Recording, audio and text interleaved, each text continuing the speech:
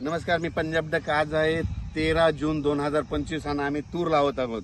तर काल देखील आम्ही सोयाबीन पेरलं, पाऊस पडला, कापसाची धूळ पेरणी केली, पाऊस पडला आणि आता आज तूर लावायलो. ही 4 फुटावर तूर लावायला या ठिकाणून महाराष्ट्रातल्या शेतकऱ्याला अंदाज देणार आहे. आज आहे 13 जून 2025. आज देखील महाराष्ट्रात दुपारी 3च्या नंतर दुपारनंतर राज्यात ठिकठिकाणी पाऊस पडणार आहे. म्हणून ज्यांचा कापूस लागवड करायची तर तुम्ही करू शकता, पेरणी करायची असेल तर करू शकता, कारण की जमिनीमध्ये खूप ओल आहे. त्याच्यामुळे काही चिंता करायची गरज नाही. पेरलेलं 100% उगवतं, याच्यावर हे लक्ष देतं. तर राज्यातल्या सर्व शेतकऱ्याला सांगू इच्छितो, पूर्व विदर्भ, पश्चिम विदर्भ, दक्षिण महाराष्ट्र, उत्तर महाराष्ट्र, कोकणपट्टी, खानदेश, मराठवाडा सगळ्या विभागामध्ये 17 जून पर्यंत दररोज वेगवेगळ्या भागात पाऊस पडणार आहे आणि सगळ्यांच्या पेरण्या देखील होणार आहेत, लागवडी देखील होणार आहेत. म्हणून हा अंदाज लक्षात घ्यायचा. पण राज्यातल्या सर्व शेतकऱ्याला सांगू इच्छितो की राज्यामध्ये सांगायचं झालं तर आज मध्ये दुपार 3च्या नंतर आता ऊन असेल, पण 3च्या नंतर लगेच विजेच्या कडकडासह पाऊस येणार आहे.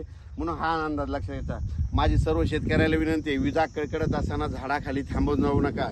झाडावर 16% विजा पडतात, कारण की झाडाची मुळी जमिनीमध्ये गेलेली असते, म्हणून विजा पडतात. म्हणून तुम्हाला एक विनंती, झाडाखाली थांबत जाऊ नका. विजा कडकडत असताना आंब्याच्या झाडाखाली, लिंबाच्या झाडाखाली, बाबळीच्या झाडाखाली, नारळाच्या झाडाखाली थांबायचं नाही.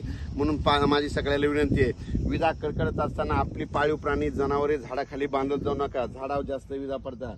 विजा कडकडत असताना लोखंडी पोलला आपली जनावरे बांधत जाऊ नका. लोखंडी पोलवर वीज पडते.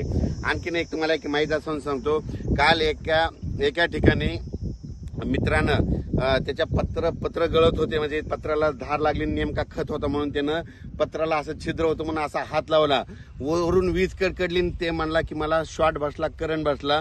म्हणून हे तुम्हाला एक माहीत असो म्हणून सांगायला, अनुभवाचे बोल. म्हणजे काय होतं, विजा कडकडायला लागल्या आणि घरचे पत्र असले त्याला हात लावून बघा, तुम्हाला शॉर्ट बसतं. हे तुम्हाला एक त्याच्यातून कळालं. त्याच्यानंतर तुम्हाला एक सांगू इच्छितो की एकदा असंच परिस्थिती झाली होती. काय झालं होतं की आमचं सोलरचं इन्व्हर्टर सोलरवर बंद पडलं होतं. 3 दिवस लाईट नसल्यामुळे बंद पडलं. पण काय झालं, रात्री 2च्या सुमारास अशा पूर्वेकडून विजा आल्या आणि विजा कडकडू लागल्या की घरची लाईट सुरू झाली. म्हणजे इतका पॉवर त्याच्यामध्ये असतो. म्हणून तुम्हाला एक सर्व शेतकऱ्यांना हे अनुभवाचे बोल म्हणून सांगत आहे. पण राज्यात मात्र आज 13 जून पासून ते 17 जून पर्यंत दररोज भाग बदला जोराचा पाऊस पडणार आहे. कुठं उघडे नाले वाहणारा पडणार आहे. म्हणून हा अंदाज लक्षात घ्यायचा. अचानक वातावरण बदल झाला तर लगेच एक मेसेज दिला जाईल.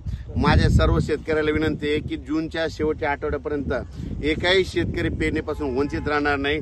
मी पहिल्यापासूनच सांगत होतो की यावर्षी जूनच्या शेवटच्या आठवड्यात महाराष्ट्रातले सगळे शेतकरी सोयाबीन पेरायलेले दिसतील, कापूस लागवायला दिसतील, असा 1 जानेवारीला अंदाज मी दिलेला होता.